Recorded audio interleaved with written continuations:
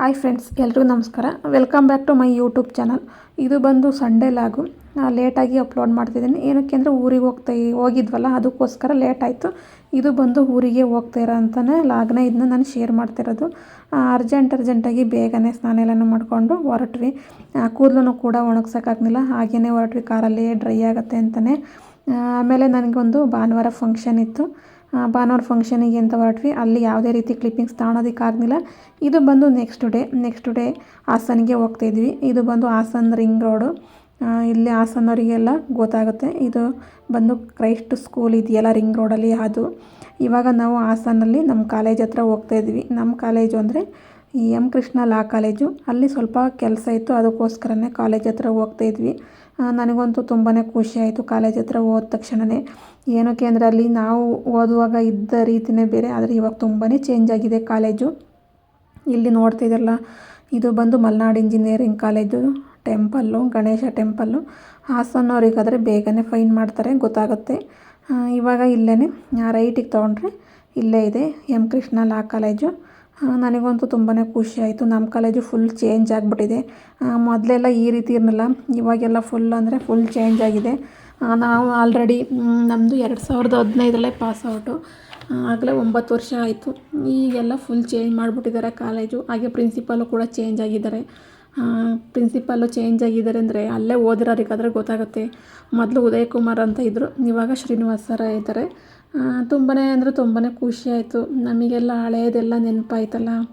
ಇದು ಅಲ್ಲೇ ಒಂದು ಹುಳ ಹೋಗ್ತಾಯಿತ್ತು. ಇದೆಲ್ಲ ಮೊದಲು ಊರ ಕಡೆ ಸೈಡ್ ಇರೋದು, ಇವಾಗೆಲ್ಲ ಕಡಿಮೆ ಆಗಿದೆ. ಹಾಗೆ ಇರಲಿ ಅಂತ ಒಂದು ಕ್ಲಿಪ್ನ ತೊಗೊಂಡ್ವಿ. ಇವಾಗ ನೋಡಿ, ಇದೆಲ್ಲ ಮೊದಲು ಮಡ್ ರೋಡ್ ಇತ್ತು. ಈಗೆಲ್ಲ ಕಾರೆಲ್ಲ ಬರೋದಕ್ಕೆ ತುಂಬಾ ಚೆನ್ನಾಗಿ ಮಾಡಿಸಿದ್ದಾರೆ. ಮತ್ತು ಗಾರ್ಡನಿಂಗು ಅಷ್ಟೇ ತುಂಬ ಚೆನ್ನಾಗಿ ಮಾಡಿಸಿದ್ದಾರೆ. ಕಾಲೇಜು ಅಷ್ಟೇ. ಮೊದಲೆಲ್ಲ ನಮ್ಮ ಬ್ಯಾಚಲ್ಲಿ ನಾವು ನೋಡಿರೋಂಗೆ ಅವಾಗ ಬೈಕಲ್ಲಿ ಬರೋದೇ ಕಷ್ಟ ಆಗಿತ್ತು. ಇವಾಗ ಆ ಥರ ಅಲ್ಲ. ಸ್ಟೂಡೆಂಟ್ಸ್ ಎಲ್ಲ ಫುಲ್ಲು ಕಾರಲ್ಲಿ ಬರ್ತಾರೆ, ಅದು ದೊಡ್ಡ ಕಾರಲ್ಲೇ ಬರ್ತಾರೆ. ಏಕೆಂದರೆ ಇವಾಗೆಲ್ಲ ಸ್ಟೂಡೆಂಟು ಅಷ್ಟೇ ಫುಲ್ ಚೇಂಜ್ ಆಗಿದ್ದಾರೆ.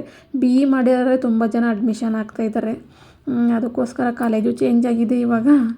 ಮತ್ತು ಸ್ಟೂಡೆಂಟ್ಸುಗಳು ಅಷ್ಟೇ ಚೇಂಜ್ ಆಗಿದ್ದಾರೆ.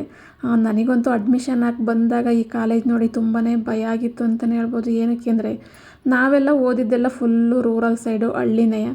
ನಾವು ಡಿಗ್ರಿವರೆಗೂ ನಾವೆಲ್ಲ ಓದಿದ್ದು ಅಲ್ಲೇ ನಮ್ಮೂರ ಪಕ್ಕನೇ ಗಣಸಿ ಅಂತ ಇದೆಯಲ್ಲ, ಅಲ್ಲೆಲ್ಲ ಚಿಕ್ಕ ಕಾಲೇಜ್ಗಳು. ಇಲ್ಲಿ ನೋಡಿ, ಈ ಕಾಲೇಜ್ ನೋಡಿದ ತಕ್ಷಣ ನನಗೆ ತುಂಬಾ ಭಯ ಆಗಿತ್ತು. ಇಷ್ಟು ದೊಡ್ಡ ಕಾಲೇಜಲ್ಲಿ ಓದಬೇಕಾ ಅಂತ. ಆದರೂ ಅದು ಬೇರೆ ಕಾನೂನು ಕಾಲೇಜು, ಲಾ ಕಾಲೇಜ್ ಅಲ್ವಾ, ಯಾವ ಥರ ಇರುತ್ತೆ ಏನು, ಅಲ್ಲಿ ಟೀಚರ್ಸ್ಗಳೆಲ್ಲ ಲೆಕ್ಚರರ್ಸ್ಗಳೆಲ್ಲ ಯಾವ ರೀತಿ ಇರ್ತಾರೆ ಅಂತ ಭಯನೂ ಕೂಡ ಆಗಿತ್ತು. ಆದರೆ ಅಡ್ಮಿಷನ್ ಆಗಿ 1 ತಿಂಗಳಾದಮೇಲೆ ಆ ಭಯ ಎಲ್ಲ ಹೋಯಿತು. ಎಷ್ಟು ದೊಡ್ಡ ಕಾಲೇಜು ಅನ್ನೋದೊಂದು ಫೀಲ್ ಇತ್ತು. ನೋಡಿ, ಇಲ್ಲೆಲ್ಲ ನಾವು ಮೊದಲೆಲ್ಲ ಇಲ್ಲೇ ಕೂರ್ತಾಯಿದ್ವಿ. ಎಕ್ಸಾಮ್ ಬಂತು ಅಂದರೆ ಇಲ್ಲೇ ಕೂರ್ತಾಯಿದ್ದು ಓದೋಕ್ಕೆ. ಮತ್ತು ಕಾಲೇಜಿಗೆ ಬೇಗ ಬಂದರೆ ಲಂಚ್ ಬ್ರೇಕಲ್ಲಿ ಕಾಲೇಜ್ ಬಿಟ್ಟಾಗ ಇಲ್ಲೇ ತುಂಬ ಹೊತ್ತು ಕೂರ್ತಾಯಿದ್ದು, ತುಂಬ ಹೊತ್ತು ಟೈಮ ಸ್ಪೆಂಡ್ ಮಾಡ್ತಾಯಿದ್ವಿ ಫ್ರೆಂಡ್ಸ್ ಎಲ್ಲ ಕೂತ್ಕೊಂಡು. ಆದರೆ ಇವಾಗ ಇಲ್ಲಿ ಕೂರೋದಕ್ಕೆ ಜಾಗನೇ ಬಿಟ್ಟಿಲ್ಲ. ಏಕೆಂದರೆ ಪಾಟ್ಗಳೆಲ್ಲ ಇಲ್ಲೇ ಇಟ್ಟರೆ, ಕಟ್ಟೆ ಮೇಲೆ ಇಟ್ಟಿದ್ದಾರೆ. ನನಗಿಲ್ಲಿ ಬಂದ ತಕ್ಷಣ ನಮ್ಮದು ಅದೇ ನೆನಪಾಯಿತು, ಹಳೇದೆಲ್ಲ ತುಂಬಾ ನೆನಪಾಯಿತು. ಯಾರಾದರೂ ಈ ವಿಡಿಯೋನ ಸ್ಟೂಡೆಂಟ್ಸು ನೋಡ್ತಾ ಇದ್ದರೆ ಪ್ಲೀಸ್ ಕಮೆಂಟ್ ಮಾಡಿ, ನನಗೂ ಗೊತ್ತಾಗುತ್ತೆ. ಲಾ ಕಾಲೇಜಲ್ಲಿ, ಅದು ಎಂ ಕೃಷ್ಣ ಲಾ ಕಾಲೇಜಲ್ಲಿ ಯಾರ್ಯಾರು ಓದಿದ್ದೀರಂತ ನೋಡಿ. ಒಳಗಡೆ ಎಲ್ಲ ಫುಲ್ ಚೇಂಜ್ ಆಗಿಬಿಟ್ಟಿದೆ, ಪಾಟ್ನ ಇಟ್ಟಿದ್ದಾರೆ. ಈ ಕಡೆ ಬಂದರೆ ಇದು ಬಂದು ಮೇಲ್ಗಡೆ ಕ್ಲಾಸ್ ರೂಮಿಗೆ ಹೋಗೋಂಥ ಸ್ಟೆಪ್ಸು. ಈ ಕಡೆ ಎಲ್ಲ ಸ್ಟಾಫ್ ರೂಮ್ಗಳು ಮತ್ತು ಪ್ರಿನ್ಸಿಪಲ್ ಚೇಂಬರ್ ಎಲ್ಲ ಈ ಕಡೆನೇ ಇದೆ. ನನಗಂತೂ ಆವಾಗ ಆ ಥರ ಅನಿಸಿತ್ತು. ಆಮೇಲೆ 1 ತಿಂಗಳಾದಮೇಲೆ ಸೆಟ್ ಆಯಿತು ಕಾಲೇಜು. ಹಾಗೆ 3 ವರ್ಷ ಕಂಪ್ಲೀಟ್ ಆಯಿತು, ಮುಗಿಸಿದ್ವಿ. ಇವಾಗ ಮತ್ತೆ ಹೋಗಿದ್ವಿ. ಇದು ಬಂದು ಲೇಡೀಸ್ದು ಇದು ವೆಯ್ಟಿಂಗ್ ರೂಮು. ತುಂಬಾ ನೆನಪಾಯ್ತು. ಅಲ್ಲಿ ಹೋದಾಗೆಲ್ಲ ಹಳೇ ನೆನಪುಗಳು ತುಂಬಾ ನೆನಪಾಗ್ತವೆ. ಈ ಕಡೆ ಬಂದರೆ ಫೈನಲ್ ಇಯರ್ಸ್ ಕ್ಲಾಸ್ ನಡೀತಾಯಿತ್ತು. ಹೇಮಂತ್ ಸರ್ ಕ್ಲಾಸ್ ತೊಗೊಂಡಿದ್ರು. ಈ ಕಡೆ ಫಸ್ಟ್ ಇಯರು ಮತ್ತು ಸೆಕೆಂಡ್ ಇಯರ್ ಕ್ಲಾಸು ಕೂಡ ನಡೀತಾ ಇತ್ತು. ಇದು ನೋಡಿ, ನಮ್ಮದು ನೋಟಿಸ್ ಬೋರ್ಡ್ ಹಾಕೋಂಥದ್ದು. ಏನೇ ನೋಟಿಸ್ ಇದ್ರೂ ಇಲ್ಲೇ ಹಾಕ್ತಿದ್ರು. ಮತ್ತು ರಿಸಲ್ಟ್ ಎಲ್ಲ ತುಂಬ ಹೊತ್ತು ನಿಂತ್ಕೊಂಡು ಅಲ್ಲೇ ನೋಡ್ತಾಯಿದ್ವಿ. ಅಲ್ಲಿ ಮುಗಿಸ್ಕೊಂಡು ಅಲ್ಲೇ RC ರೋಡಲ್ಲಿರೋ ಅಂಥ ಒಂದು ಫೋಟೋ ಸ್ಟುಡಿಯೋಗೆ ಹೋದ್ವಿ. ನಮಗೆ ಪರಿಚಯ ಇರೋ ಅಂಥ ಫೋಟೋ ಸ್ಟುಡಿಯೋ.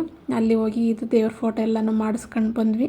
ದೇವ್ರ ಫೋಟೋ ಮಾಡಿಸ್ಬೇಕು ಅಂತ ತುಂಬ ದಿನದಿಂದ ಅನ್ನಿಸ್ತಾ ಇತ್ತು, ಮಾಡ್ಸೋಕ್ಕೆ ಆಗಿರಲಿಲ್ಲ. ಇದು ನಾವು ಮನೆಗೆ ದೇವ್ರನ್ನ ಕರ್ಕೊಬಂದಾಗ ತೆಗ್ದಿರೋ ಅಂಥ ಫೋಟೋಸು, ನಾನೇ ತೆಗ್ದಿರೋ ಅಂಥದ್ದು ಫೋಟೋಸ್ಗಳು.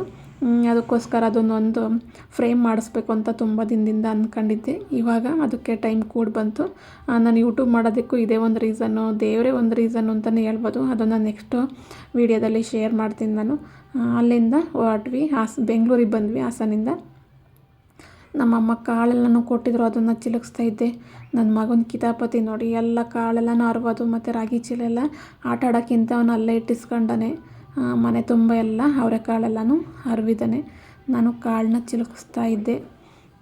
ತುಂಬ ಹೆಣ್ಮಕ್ಳಿಗೆ ನನ್ನ ಅಭಿಪ್ರಾಯದ ಪ್ರಕಾರ ಹೆಣ್ಮಕ್ಳು ಆದಷ್ಟು ಕಾನೂನು ಅರಿವು ಅವ್ರಿಗಿರಬೇಕು ಅಂತೆಲ್ಲ ಅನ್ಕೋತೀನಿ. ಹೆಣ್ಮಕ್ಳಿಗೆ ಸ್ವಲ್ಪ ಕಾನೂನಿನ ಬಗ್ಗೆ ತಿಳುವಳಿಕೆನೂ ಬೇಕು. ಅದಕ್ಕೋಸ್ಕರ ಆದಷ್ಟು ಸಾಧ್ಯವಾದಷ್ಟು ಹೆಣ್ಮಕ್ಳು ಈ ಒಂದು LLB ಮಾಡಿ ಅಂತಲೇ ಸಜೆಸ್ಟ್ ಮಾಡ್ತೀನಿ. ಯಾಕಪ್ಪ ಅಂದರೆ ಹೆಣ್ಮಕ್ಳ ಲೈಫು ಅದು ಒಂಥರ ಹೇಳೋಕ್ಕಾಗಲ್ಲ ಯಾವ ರೀತಿ ಅಂತ. ಮದುವೆ ಆಗೋವರೆಗೂ ಅಷ್ಟೇ ಚೆನ್ನಾಗಿರುತ್ತೆ. ಮದುವೆ ಆದಮೇಲೆ ನಿಜವಾದ ಲೈಫು ಹೆಣ್ಮಕ್ಳಿಗೆ ಸ್ಟಾರ್ಟ್ ಆಗೋದೇ ಮದುವೆ ಆದಮೇಲೆ. ಮದುವೆ ಆದಮೇಲೆ ಒಳ್ಳೆ ಗಂಡ, ಒಳ್ಳೆ ಅತ್ತೆ ಮಾವ, ಒಳ್ಳೆ ಮನೆತನ, ಒಳ್ಳೆ ಅತ್ತಿಗೆ ನಾದಿನಿರು ಈ ಥರ ಸಿಕ್ಕಿದ್ರೆ, ಒಳ್ಳೆಯವ್ರು ಸಿಕ್ಕಿದ್ರೇನೋ ಪರವಾಗಿಲ್ಲ. ಆದರೆ ಒಳ್ಳೆಯವ್ರು ಸಿಗೋದಿಲ್ಲ ಬಿಡಿ, ನಾನು ನೋಡ್ದಂಗೆ. ಒಳ್ಳೆಯವ್ರು ಸಿಕ್ಕಿದ್ರೆ ಪರವಾಗಿಲ್ಲ, ಆದರೆ ಆ ಥರ ಒಳ್ಳೆಯವ್ರು ಸಿಗೋದು 100ಕ್ಕೆ 1000ಕ್ಕೆ ಅಷ್ಟೇ. ಇನ್ನೆಲ್ಲರಿಗೂ ಒಳ್ಳೆಯವ್ರಂತೂ ಸಿಗೋಲ್ಲ, ಕೆಟ್ಟವರೇ ಸಿಗೋದು. ಅವರು ಒಳ್ಳೆಯರಾಗಿರ್ತಾರೆ, ಆದರೆ ಸೊಸೆಯರು ಬಂದ ತಕ್ಷಣ ಅವರು ಸೊಸೆಯರಿಗೆ ಕೆಟ್ಟವ್ರ ಥರನೇ ನಡ್ಕೊಳ್ಳೋದವರು, ಏನೂ ಮಾಡೋಕ್ಕಾಗಲ್ಲ. ಅದಕ್ಕೋಸ್ಕರನೇ ಹೆಣ್ಮಕ್ಳಿಗೆ ಆದಷ್ಟು ಶಿಕ್ಷಣ ಅನ್ನೋದು ಬೇಕೇ ಬೇಕು. ಅದರಲ್ಲೂ ಕಾನೂನು ಶಿಕ್ಷಣನ ಹೆಣ್ಮಕ್ಳು ಪಡ್ಕೊಳ್ಳೇಬೇಕು. ನನಗೆ ಕಾನೂನಿನ ಶಿಕ್ಷಣ ಪಡ್ಕೊಂಡ್ಮೇಲೆ ನನಗೆ ಹಂಗೆ ಅನಿಸಿದ್ದು, ಯಾವುದು ಓದ್ತಾರೋ ಬಿಡ್ತಾರೋ ಹೆಣ್ಮಕ್ಳು ಆದಷ್ಟು ಕಾನೂನು ಅನ್ನೋದನ್ನ ತಿಳ್ಕೋಬೇಕು. ಇಲ್ಲ ಅಂದರೆ ಅವ್ರದ್ದು ಮದುವೆ ಆದಮೇಲೆ ಲೈಫ್ ಇರುತ್ತಲ್ಲ, ಯಾರೂ ಬರಲ್ಲ ಅವರಿಗೆ ಎಲ್ಪ್ ಮಾಡೋದಕ್ಕೆ. ಮನೆಯವರು ಕೂಡ ಬರಲ್ಲ, ಯಾರೂ ಕೂಡ ಬರಲ್ಲ. ಗಂಡನೂ ಬರಲ್ಲ, ಅತ್ತೆ ಮಾವ, ಅತ್ತಿಗೆಯರು, ನಾದಿನಿರು, ಭಾವದಿರು ಯಾರೂ ಕೂಡ ಆಗಲ್ಲ. ಅದಕ್ಕೋಸ್ಕರ ಆದಷ್ಟು ಹೆಣ್ಮಕ್ಳು ಎಜುಕೇಟೆಡ್ ಆಗಬೇಕು. ಆದಷ್ಟು ಎಜುಕೇಟೆಡು ಆಗಬೇಕು, ಆದಷ್ಟು ಕಾನೂನು ತಿಳ್ಕೋಬೇಕು ಅಂತ ನನ್ನ ಪರ್ಸ್ನಲ್ ಒಪಿನಿಯನ್ನು. ಅಲ್ಲಿಂದ ಬಂದಮೇಲೆ ಊರಿಂದ ಇನ್ನೇನು ಬಟ್ಟೆ ಒಗೆಯೋದು, ಮನೆ ಕ್ಲೀನ್ ಮಾಡೋದು, ಇದೇ ಹೆಣ್ಮಕ್ಳು ಕೆಲಸ.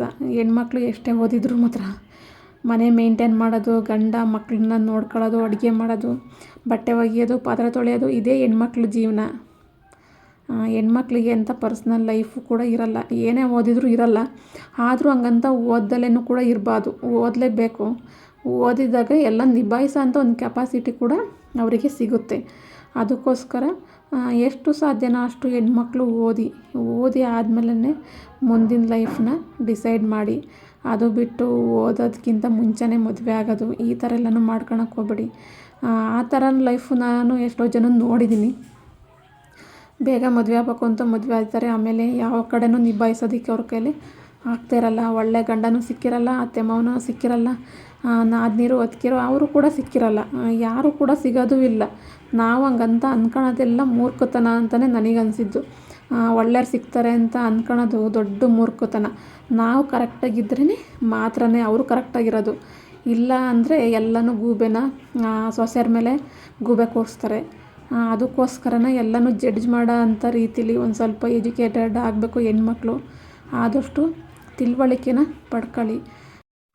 ನೆಕ್ಸ್ಟು ಬರೋ ಅಂಥ ವೀಡಿಯೋಗಳಲ್ಲಿ ನಾನು ಇನ್ನೂ ಕೆಲವೊಂದು ಮಾಹಿತಿನ ಶೇರ್ ಮಾಡ್ತೀನಿ. ಏಕೆಂದರೆ ನಾನು 2 ವರ್ಷ ಪ್ರಾಕ್ಟೀಸ್ ಮಾಡುವಾಗ ನನಗಾದಂಥ ಅನುಭವಗಳು, ಎಕ್ಸ್ಪೀರಿಯೆನ್ಸು, ಹೆಣ್ಮಕ್ಳು ಫೇಸ್ ಮಾಡಿರೋಂಥ ಅವರು ಲೈಫಲ್ಲಿ ಪಟ್ಟಂಥ ಕಷ್ಟಗಳು, ಮತ್ತು ಅದರಲ್ಲೂ ನಾನು ನನ್ನ ಲೈಫಲ್ಲಿ ಯಾವ ರೀತಿ ಕಷ್ಟನ ಪಟ್ಟೆ, ಸ್ಟ್ರಗಲ್ನ ಮಾಡಿದೆ ಅನ್ನೋ ಕೆಲವೊಂದು ಮಾಹಿತಿಗಳನ್ನ ನಿಮಗೂ ಕೂಡ ನಾನು ಶೇರ್ ಮಾಡ್ತೀನಿ. ಅದರಿಂದ ನಿಮಗೂ ಕೂಡ ಯೂಸ್ ಆಗ್ಬೋದು. ಓಕೆ ಫ್ರೆಂಡ್ಸ್, ಇವತ್ತು ಒಂದು ಸಿಂಪಲ್ ಲಾಗ್ ಆಗಿತ್ತು. ನೆಕ್ಸ್ಟ್ ಬರೋ ಅಂಥ ವೀಡಿಯೋದಲ್ಲಿ ಸಿಗ್ತೀನಿ. Okay, bye friends. ಈ ವಿಡಿಯೋ ನಿಮಗೆ ಇಷ್ಟ ಆದರೆ ಪ್ಲೀಸ್ ಒಂದು ಲೈಕ್ ಮಾಡಿ, ಕಮೆಂಟ್ ಮಾಡಿ, ಸಬ್ಸ್ಕ್ರೈಬ್ ಮಾಡಿಕೊಂಡು ವೀಡಿಯೋಸ್ ನೋಡಿ ಫ್ರೆಂಡ್ಸ್. ಓಕೆ, ನೆಕ್ಸ್ಟ್ ವೀಡಿಯೋದಲ್ಲಿ ಸಿಗ್ತೀನಿ. Thanks for watching.